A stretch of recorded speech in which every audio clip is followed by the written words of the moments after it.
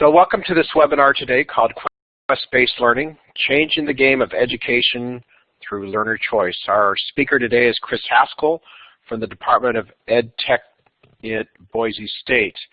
Now, Chris is a clinical assistant professor in the Department of Education at Boise State. He actively piloted and developed groundbreaking alternative approaches to delivering and tracking learning. He co-invented with Dr. Lisa Dolly the 3D Game Lab, a game-based, quest-based learning management system. His classroom serves as a unique game-based technology and pedagogy lab where this new and innovative practice is producing exciting results. Chris specializes in preparing pre-service teachers and methods and applications of technology integration in the classroom. So with that, Chris, I'm going to turn it over to you. Before I do, though, if you've got any questions as we're going along, please feel free to type them in the chat room. And of course, Chris, I'm sure, will be open to answering any questions as we go along. So Chris, thanks for being here today. I will be happy to answer any questions that you have, with the exception of any time I may have spent on Michael Jackson's Neverland Ranch.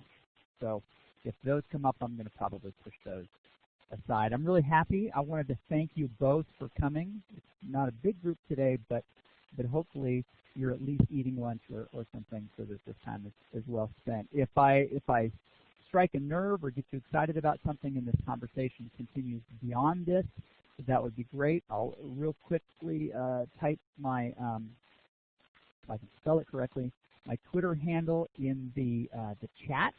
And I've got this little phone here if we want to continue this conversation afterwards. We can certainly do that. Email also works. I just want to, as a point of clarification, though, kind of just lay the ground rules for Twitter. If you understand Twitter as a social network and a mobile communication strategy, then let's use Twitter. But if, like the group of teachers I spoke with a couple of months ago who thought tweeting was when you peed in your pants a little bit, then please don't tweet. It was really uncomfortable. As I was presenting this, you know, if you start on a concept and people don't understand it, they misunderstand it. It makes everything that you say beyond that a little weird. And so I was saying, oh yeah, if you get excited, please tweet. You know, retweet your neighbors. And yeah, it didn't go well. I knew something was up when the guy in the back of the room said, what do you have to tweet? And so we knew something was up then. But I'd like to continue the dialogue beyond this if you want to. So if not, Chris, your sound is a little muffled. Can you do something about your sound? How about that? Much better. Is that better? Now, yes. Is that a little muffled, as in you didn't hear a thing I said, or? It was very distant. So, but why don't you just okay, keep going? Well, we'll make this work. So if we want to continue the conversation, please start over. Oh man, okay. Well, my parents met in Portland, Oregon at a. No, I'm not going to go there. We want to kind of get the right idea. What I was saying just in the beginning there was that Twitter is a wonderful tool to use if you want to use Twitter to communicate with me. Great. If any of you misunderstand what Twitter is, as was the problem a little while ago at a conference that I was at, where what they thought tweeting, evidently it's an old term, meant when you peed in your pants a little bit. If that's what you think tweeting is, please don't tweet. Certainly don't retweet or tweet your neighbors. That would be bad. So what I want to do is I want to kind of lay down some kind of framework pieces, and then I want to dive into the research, because I think when we look at this topic, we have to look at it from a unique direction, because school has always been what school has been, and we have a hard time sometimes making sense of that. I'm going to make sure I have the right tools on here. But school will change more in the next 10 years than it has in the last 100, and technology is making that possible. We know that school is changing because we can see it all around us, and what we teach and how we teach is changing, but that's not it. I mean, the whole culture. I mean, the students these days are completely different. My son just asked a girl to prom. which I thought I was pretty familiar with because I had done the same thing until the restraining orders. But I know that he was going to do this because I actually walked in on the production meeting.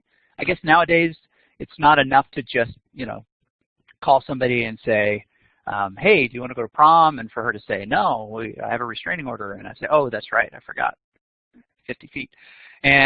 But he was having a full-on production meeting, which evidently requires a technical director, 2 choreographers, a stunt coordinator, a key grip. I don't even know what a key grip is.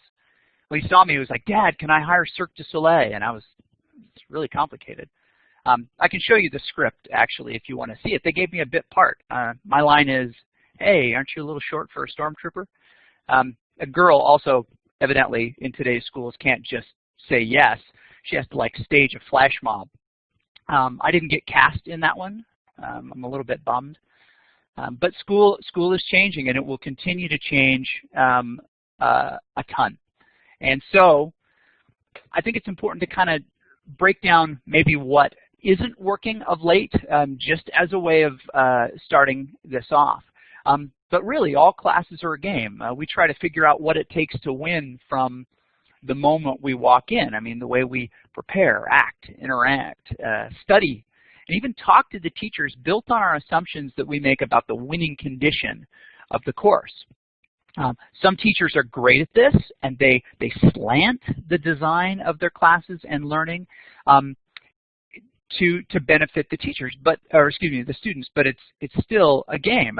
Students enter the class with the natural question, what do I have to do to get the grade that I want, rather than what's worth knowing, feeling, or doing. We often surprise our students with pop quizzes, with tests, with assignments that force them to interact with the material because we don't find other ways to engage them in it.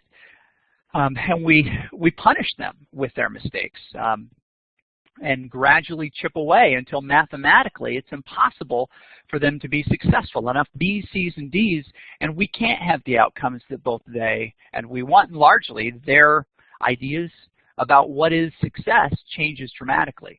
For many, it's a lottery. They just don't get how it works. They think that it's arbitrary. My teacher hates me, or my teacher only likes these kinds of students, or because I'm a football player, I can't be successful.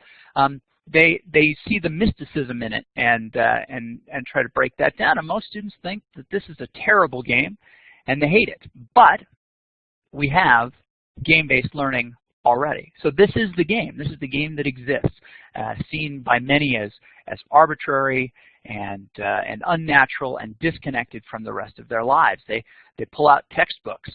Most don't open physical books much after the 7th grade unless they're textbooks. So they don't kind of fit their lives. They read digital text. They interact with other kinds of media. And a lot of the research fleshes this out. So what we're offering and what we kind of started with is, well, okay, what other games are out there that work well, that motivate people to complete them? And we find that there are some interesting characteristics that kind of guide the research that we've been doing. And so I hope to introduce you to some of these ideas. So imagine a future of education where we have no homework, no due dates. Students have choice. They get to play. And we do a better job of tracking what learning is actually going on. That seems kind of silly or kind of exciting, depending on which side of the fence that you sit on. And both sides are fine. But this is this kind of idea. Now I'm going to break down what these things are. No homework, that can't be school, because it's not the school that we know. And no due dates, well, no one will ever do anything, and the world will fall apart. And it may, but hopefully that will happen about the same time as the zombie apocalypse, so that it'll be blamed on them and not this idea. But I do have some serious thoughts here. So as the world changes, as the way we interact with media changes, our job as educators changes. And so this is the thought here, that what if our job as educators is maybe to loosen the restrictions on how students learn and interact with content, and help them to provide the context for what they learn. We do this well. We have wisdom because we have seen many iterations of lots of things. They are really good at sorting through information and knowledge and developing those things. I think that there's a happy medium between how they learn and interact and what we help that to be. So good, we don't have much in the way of chat going on. I mean, our students are different. We know that more than any other generation, they've become masters of informal learning. They've had media in ways that even our generations, because most of us are in our 20s, that we have interacted with information in a different way than they have. And it means that we maybe need to look at the implement that we're using to do this. When we talk about informal learning, they're learning things all the time, and we talk about tangential learning and the value of that. But we don't do a very good job typically of organizing that into something that looks like an academic record. So we'll continue on that. Also, I think that there's this misunderstanding of the value of failure. We treat failure as a final thing, as a punishment in many ways. But every other system that they use uses failure to teach more effectively and in a timely fashion. And failure in time is a really critical piece.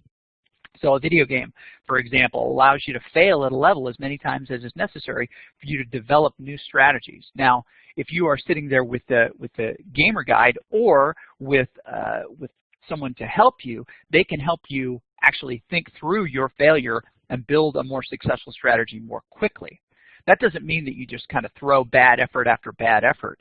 That means you actually ignite cognition and have students think about that failure and then move on, and then not punish them in the long-term sense for that failure. Failure becomes a learning tool.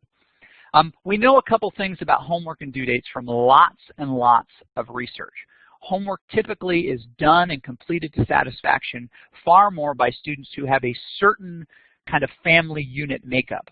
And those who have a different family unit makeup or other distractions in their lives, and sometimes that can be driven by the family unit, struggle with homework. It's the same as saying to you, okay, when you're outside of your work environment, I want you to do all of these things at roughly these times, and they're due in these intervals. Young people especially don't have absolute control over their out-of-school time. It's influenced by many other individuals, including family. But we find out typically who does better based on who they're surrounded by. Sorry, I thought one of you was tweeting me, but sadly it didn't happen. Due dates do a better job of delaying the start. I mean, if you think about it, I'm going to give you 1 week to write a 3-paragraph response to this session. I'm going to give you 1 week. It's due next Tuesday.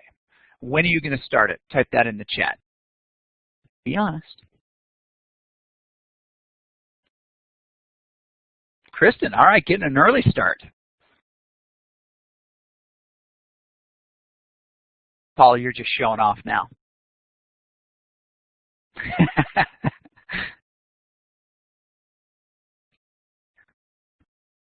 Not just Monday night, Jennifer, but Monday night. No, sorry. You should never make fun of people's typos, so I won't do that again. On the way to class, Tom, and that's not a criticism. That's not a criticism of us or our students. We are masters at triage, deciding what's more important. I had the choice just a little bit ago: eat my lunch or make sure that I had some lame jokes for the beginning of this session.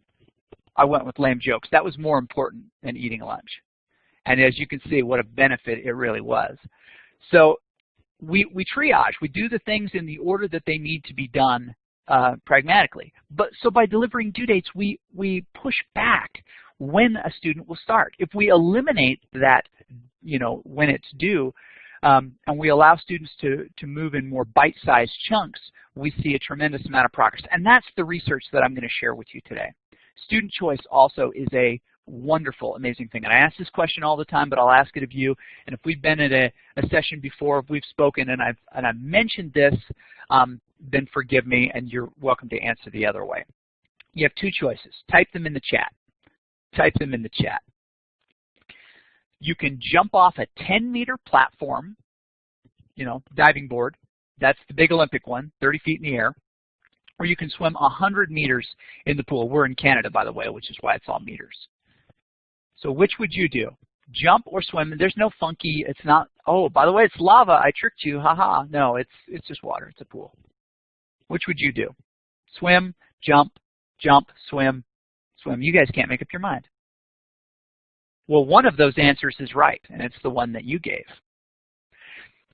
When we dig into why you chose one of these, we find some interesting things. We find that some people like the thrill. Some people are pragmatists. I don't have to get out of breath by jumping off that thing. I'm going to do that. We have some swimmers who are like, I enjoy swimming, or I'm deathly afraid of heights for whatever reason. I don't want to do that. That one's scary to me.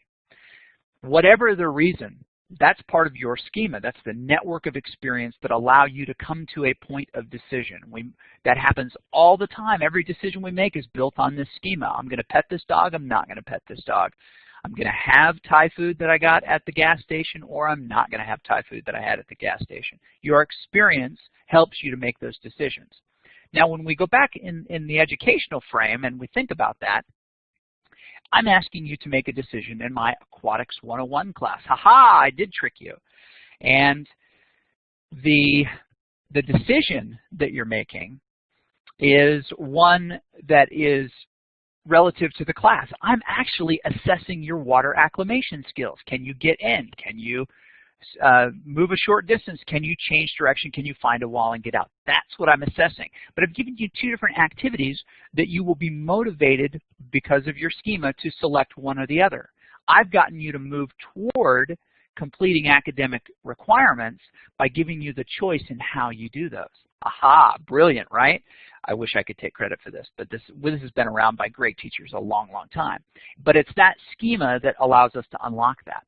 So it doesn't matter why. Now, for those who are like, I don't want to do either of those things, haha, there's a hot tub over there, and can you get in, not let your feet touch, and show me? I mean, we can create an alternate assessment if neither of these are palatable to you, but I, as the teacher, get out what I want.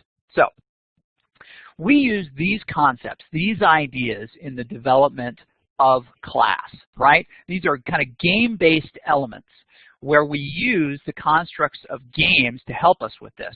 And the wonderful thing is there's a tremendous amount of research that we can apply, cognitive research, behavioral research, that we look at class this way. Instead of A's, B's, and C's, we have experience points. We allow and reward failure. So if you submit something and it's not right, you get it back. We work on the things that were incorrect, and then we resubmit it for full credit. No punishment. Multiple pathways. We define the winning condition in advance, and that winning condition always remains in view for every student throughout the course.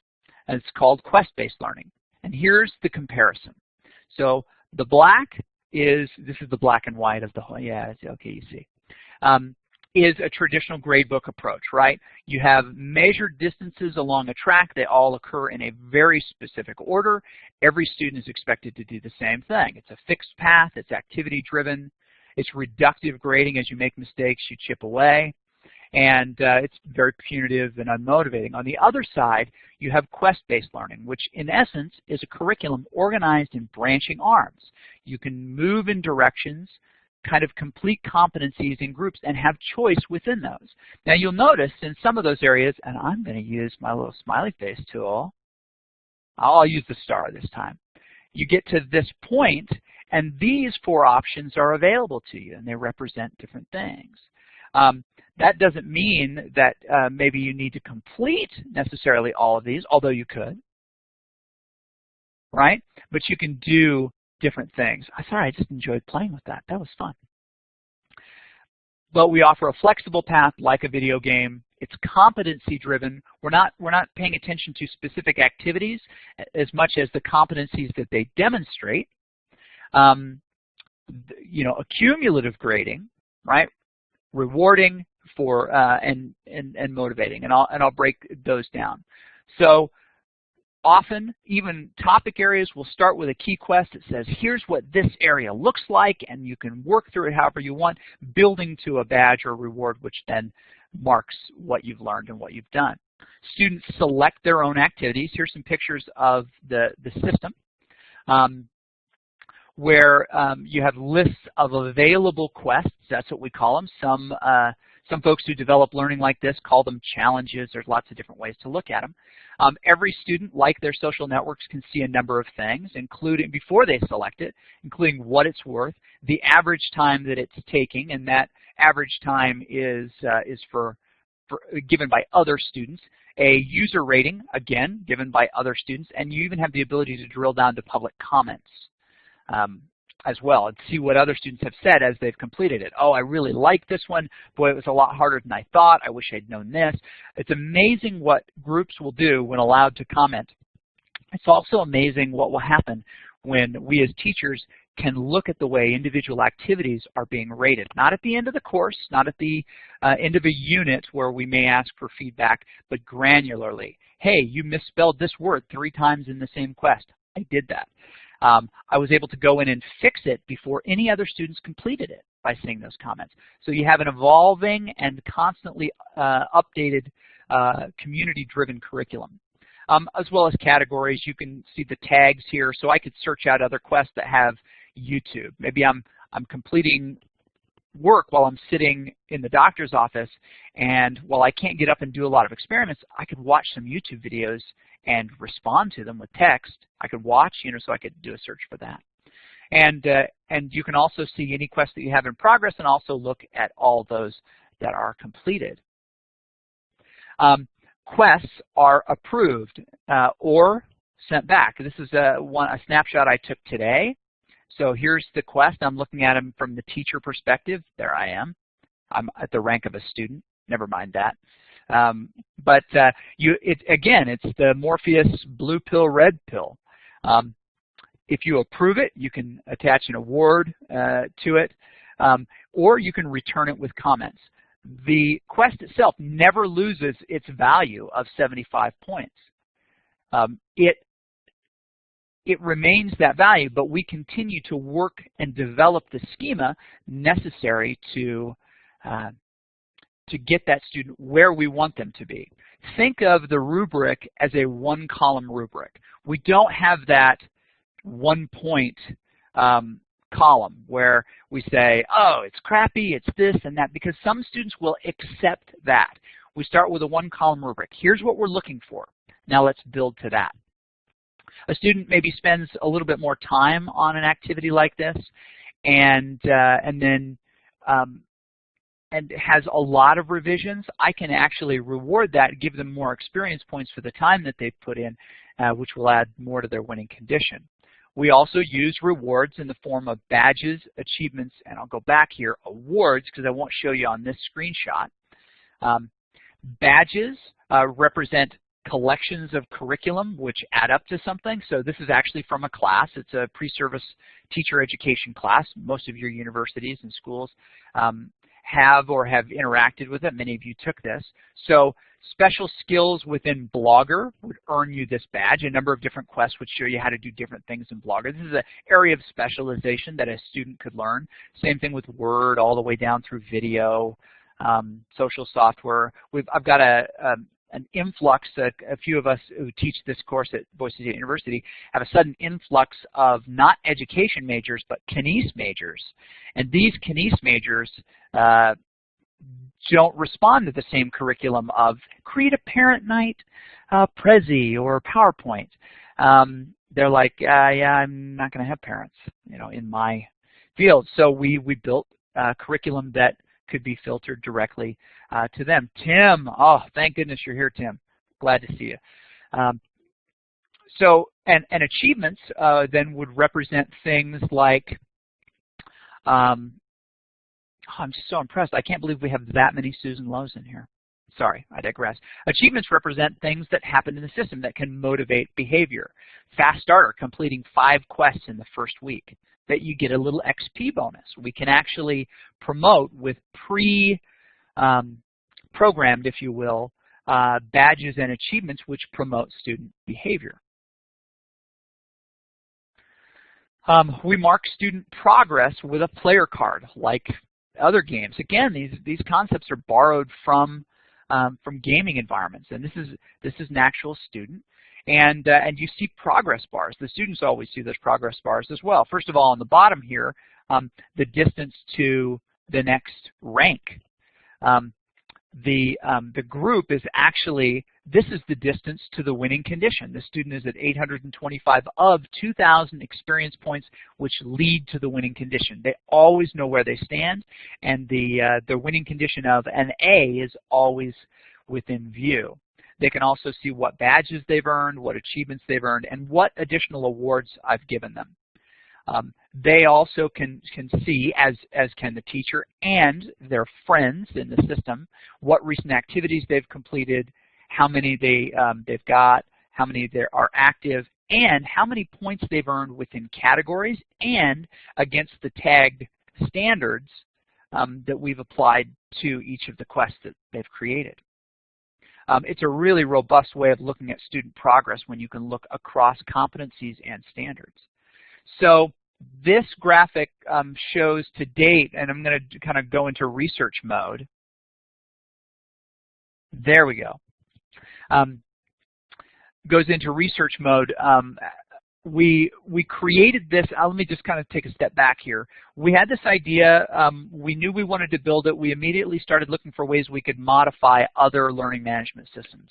Moodle, incredibly powerful. You use it in our department. It was not robust enough because we couldn't break away from the gradebook, and that was the issue. The linear requirements. Now you could create kind of branching pathways, complete this, and then these become available.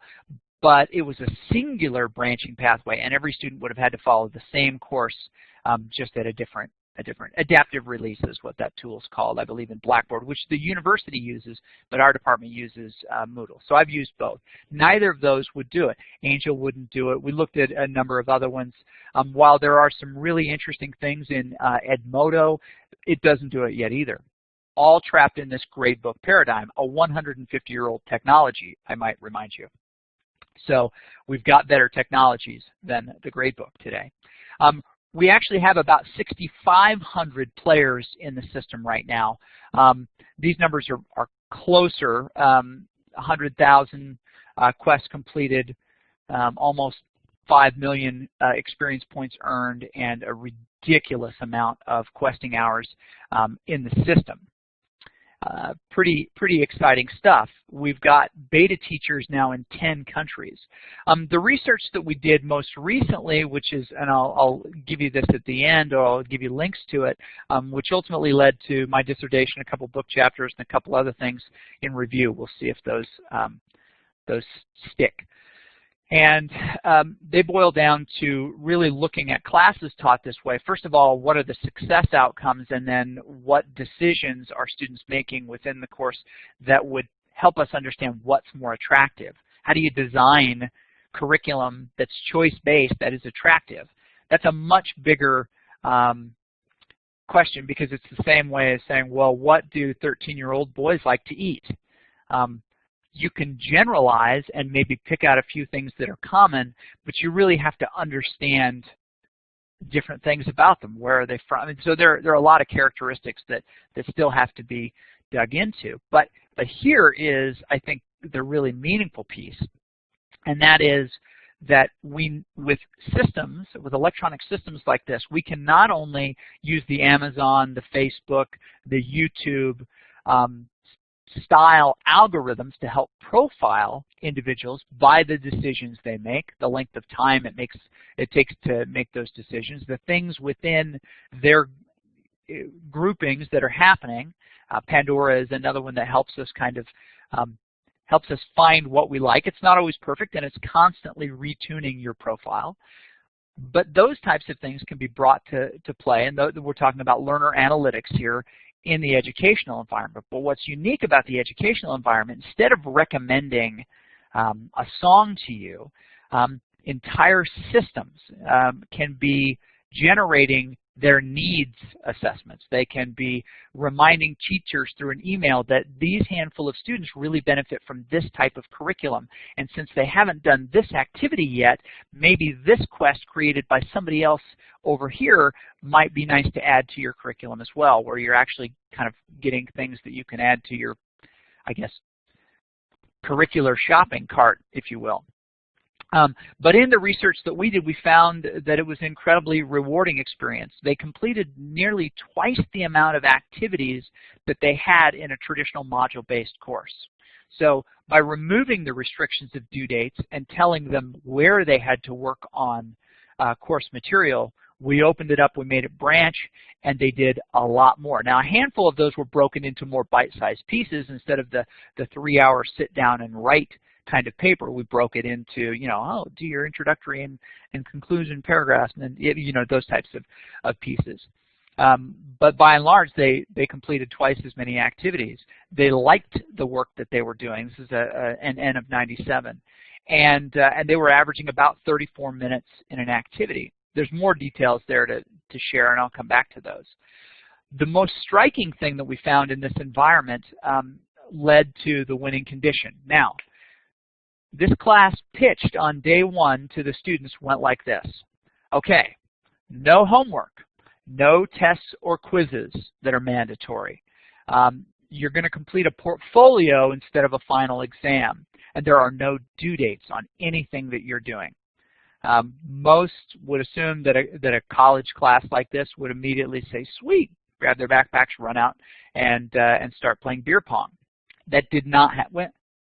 We don't think that happened. We did not actually do the qualitative data necessary to find out about the beer pong, but I'll write that in the next IRB.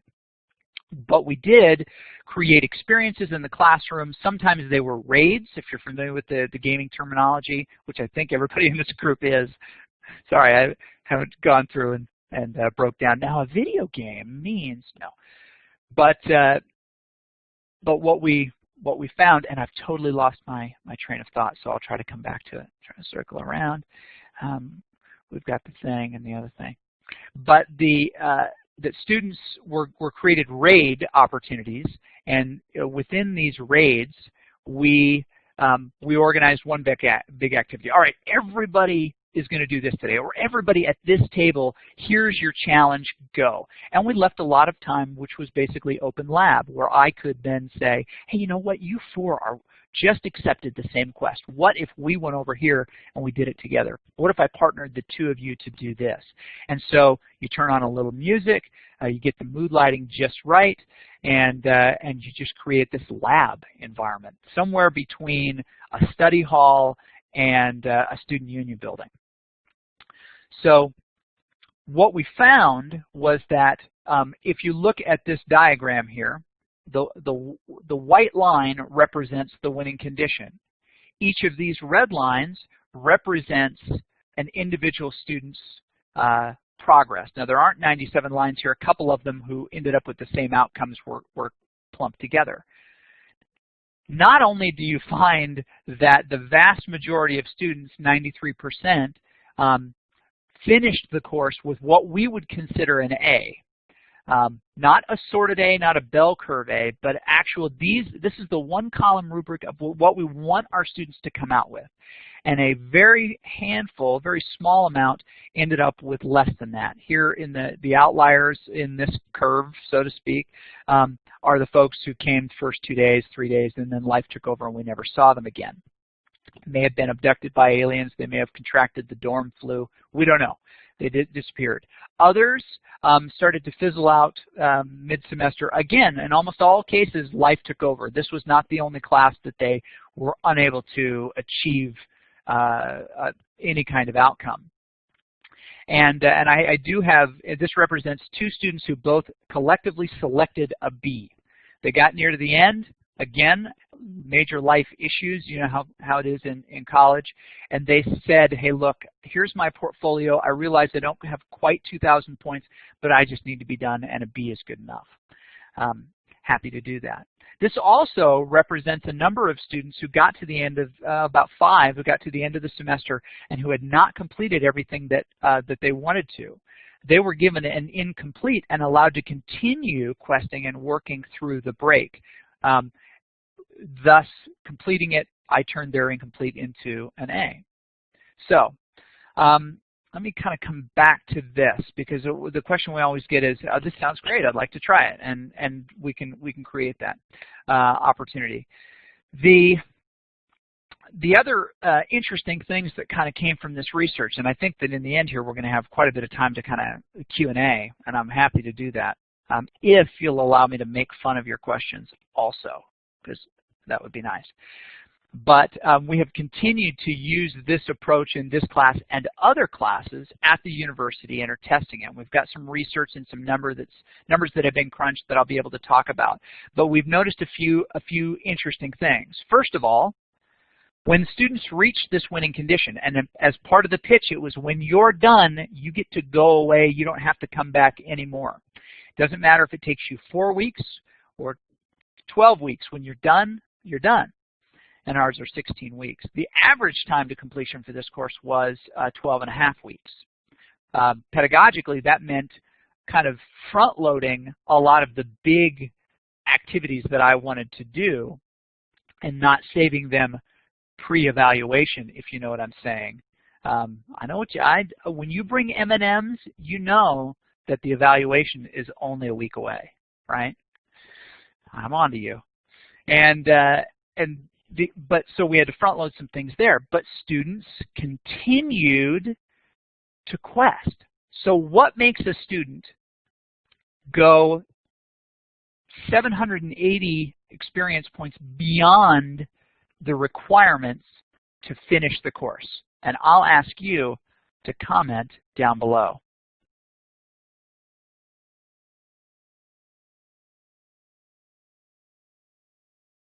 Now people are scrambling to turn off the YouTube video they were watching and enter something in there.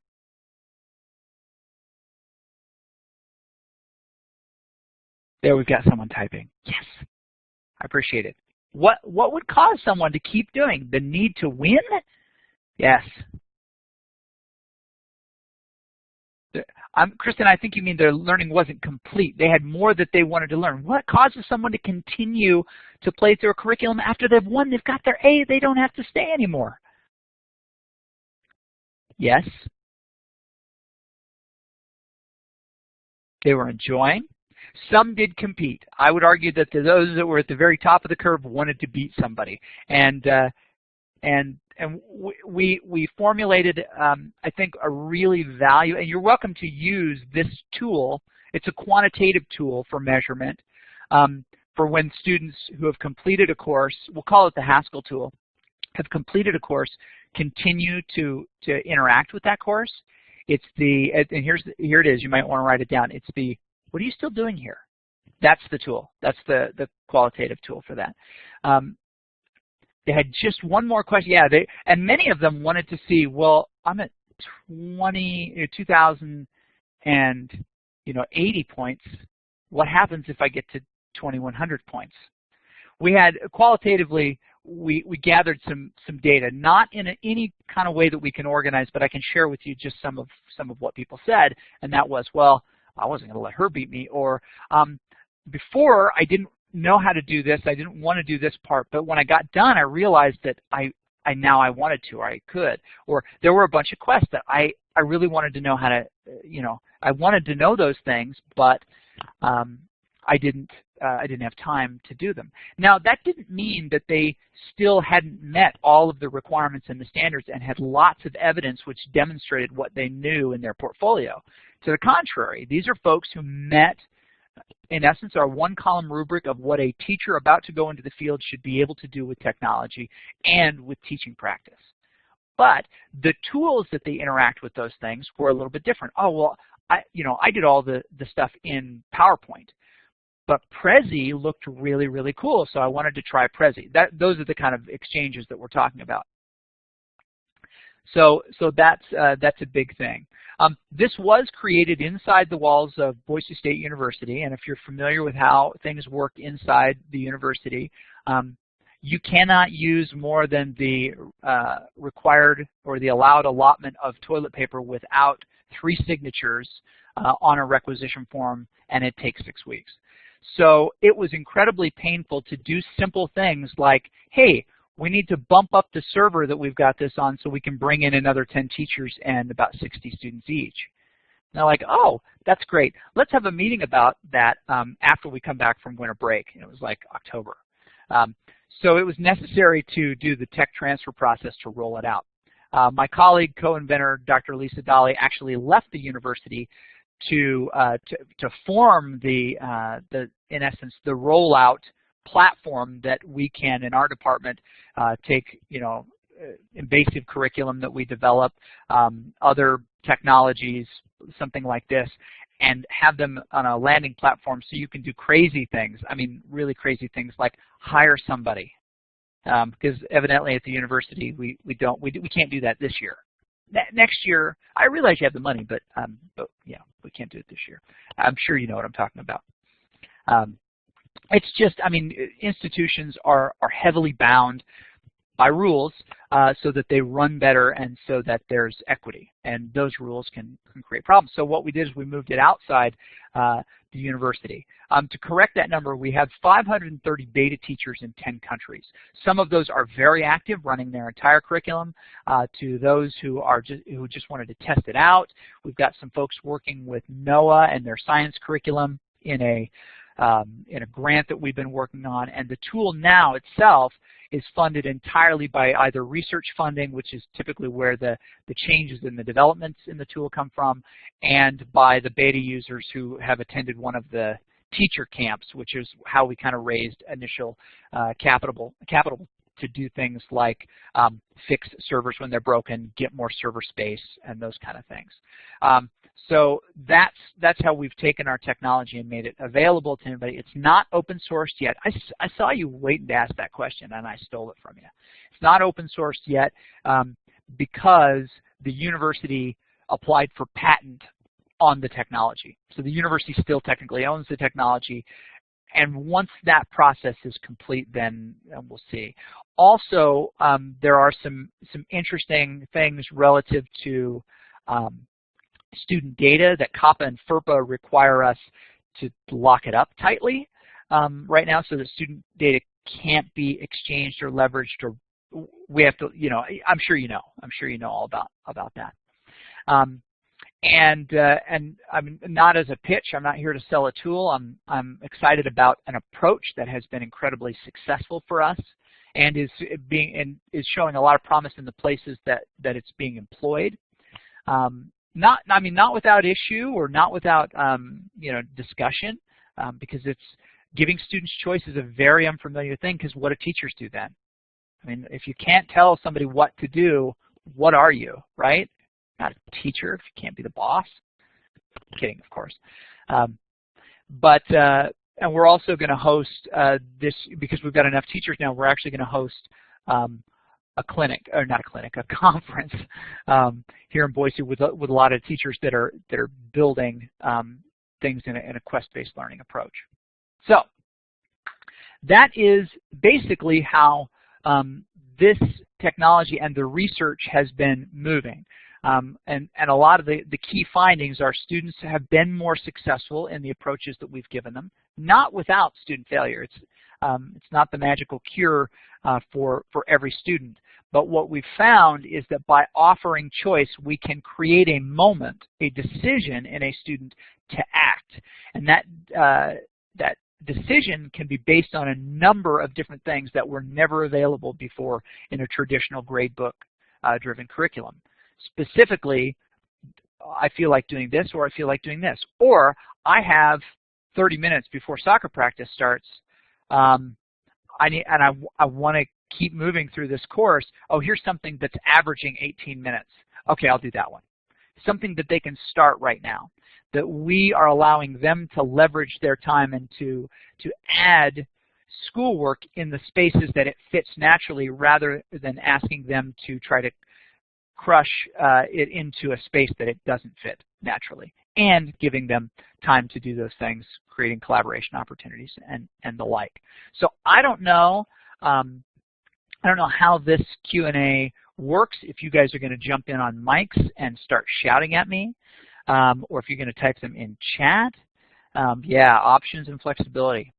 So I will open the floor, hey, just about in time, actually,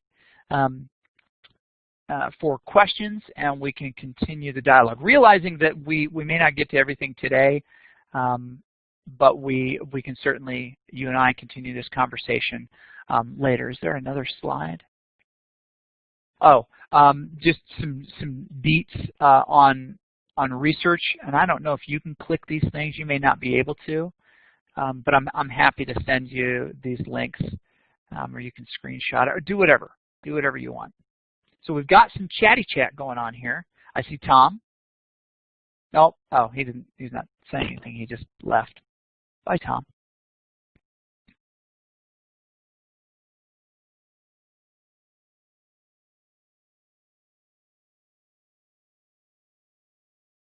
Yes, Heidi caught the trick. There are no due dates. There are no interim due dates. We are still bound by the framework of a semester. And there are kind of two givens that students accept when they enter a course. Obviously, we're still built in Carnegie units and modules. I mean, school's still constructed very industrially in an industrial paradigm. We create buildings for certain kinds of knowledge. We create time frameworks where this learning has to occur.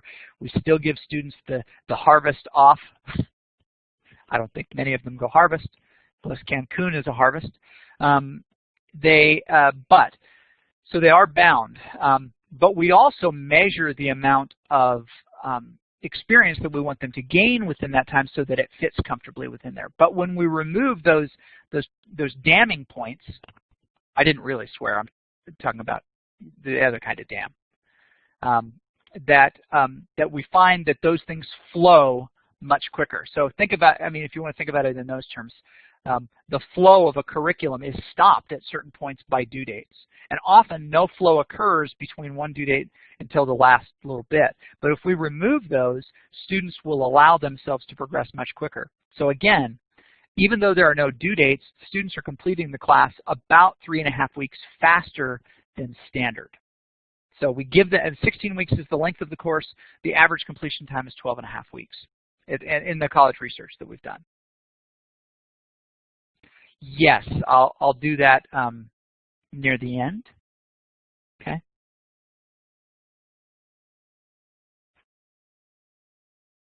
Free accounts. Yes, free accounts will be available this summer.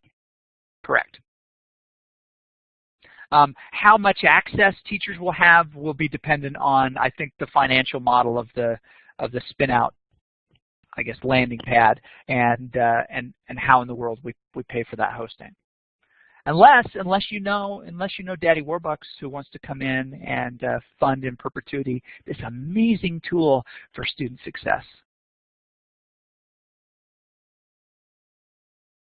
Yes. In fact, you know what? I failed to tell you about, hey, can I share my screen? Applications. Maybe I can't. I'll check it out. If you go under I don't want to blow this.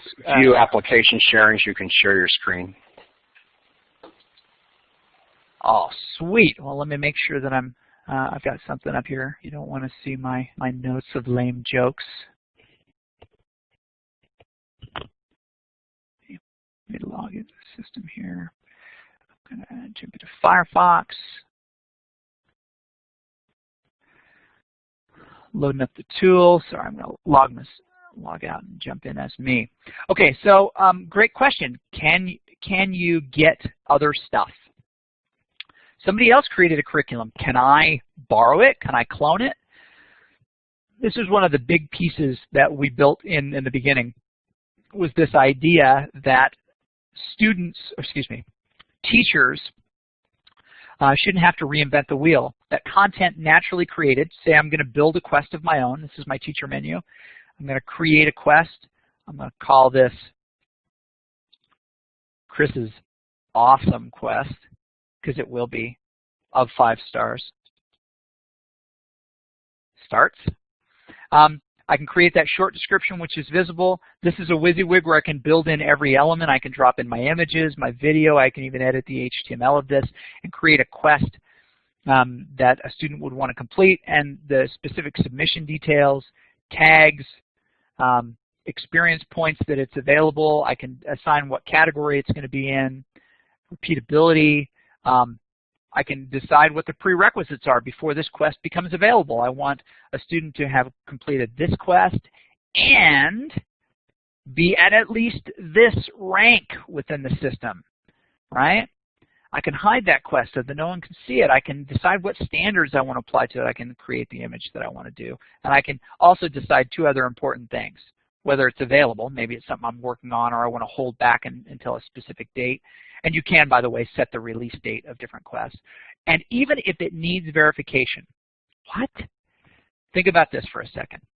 A student is just asked to watch a 60-second introduction to a unit. We don't necessarily believe that that represents a ton of learning. It's just an introductory piece, right? It's not something that we're going to stand there at parent-teacher conference and say, you know what? She watched this 60-second video. That's pretty good, huh? Whole 60 seconds. We may not want to, as teachers, have to approve this, where a student says, yes, I've done it. We would want that for two reasons. One, pragmatically for the teacher. Two, for the promotion of the student. Rapid feedback in video games is one of the most motivating things. I leveled up by doing these things quickly. I didn't need my teacher to jump in and approve everything that I did. Also, the other thing that I think is down here, important down here, is the Creative Commons attribution, or excuse me, license. That automatically they're set to attribution, meaning this quest that I create can be cloned, copied by anybody else, and the attribution of who created the original will move along with it. So I can then, and I'm going to jump away from this real quick, jump into the Quest Armory, and I'm creating a curriculum that I want to use, let's say Minecraft. What? Peg Sheehy, Lucas Gillespie, my friends would be very happy to see that I was showing off some of their curriculum. Right, and I say electronics, well, sort of. What's this quest about? Make a redstone contraption. I can then clone that quest and then edit that quest. So that was a really long way of explaining that, but hopefully that made sense.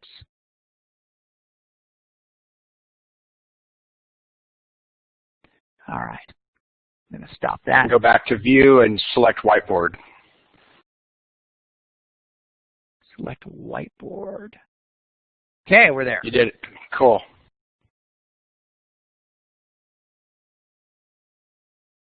Yeah, well, let's not even talk about the having fun. Okay, so I want to just check out. Oh, just all right. Ah, excellent. Okay, I'm just going back here. Well, yes. So the way to do that is through iframing, and so rather than trying to do a controlled JavaScript, that's the problem. Sorry, I'm going to get tech geeky on you. When you have competing JavaScript, most programmers will say, no, you can't have this JavaScript running because it'll mess with ours and those types of things. So what we do is we actually just create an iframe. You can find iframe generators everywhere. You can take any web page and put it in any other web page, and which includes the interface for 3D Game Lab. So does that answer your question about Schoolology? Are you teaching Schoolology?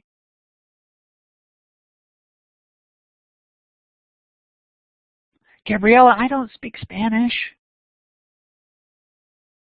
I don't know what that means. I would need to do a really bad Google translation of that and come back with the Spanish teach. I don't. Cat pajamas. All right, what else do we have here? LOL, though. I hope that means the same in every language. Ah, okay. Yes, Kristen, that would be embedding.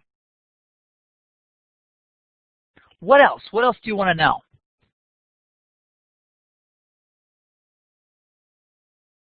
I'm an Aquarius. I like long walks on the beach.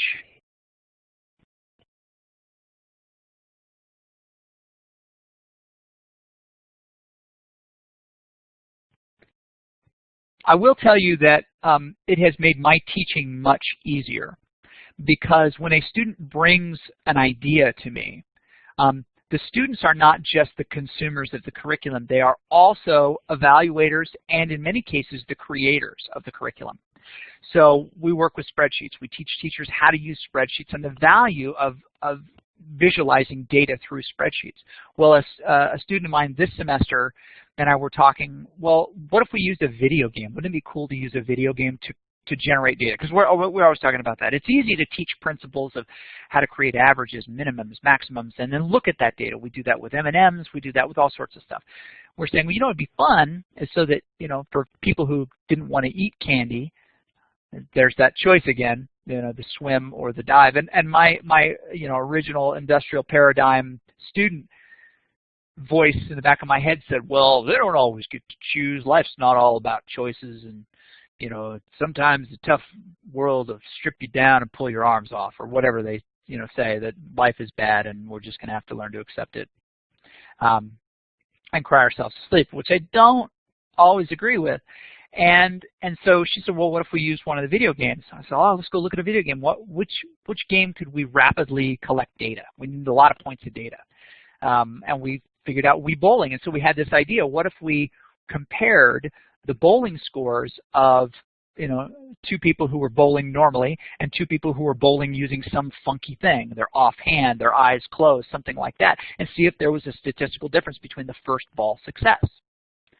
And so we created an interactive spreadsheet. She and I have been working on that for a while. It goes into the curriculum tomorrow. We can do that because it represents this standard, and we had a blast putting it together. She learned how to use these tools a little bit better. I can use that as an artifact in her portfolio, and the other students can be beta testers and improve it as well. And we're just having fun. Don't tell anybody.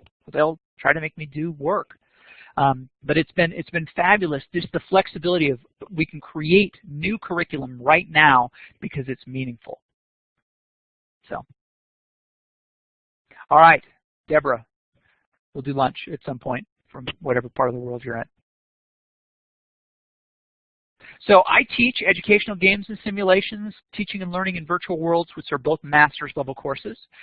Both of those are taught in that. And I also teach a ton, you might even consider it like a high level of community service in most judicial systems, of a class called EdTech 202, which is for pre-service undergraduate teacher candidates. So it's you're going to be a teacher in a couple of years. Let's teach you how to edit a Word document, how to create a presentation, how to do a back-to-school brochure, how to use video cameras, how to you know, create a YouTube playlist, those types of things. Did that answer your question?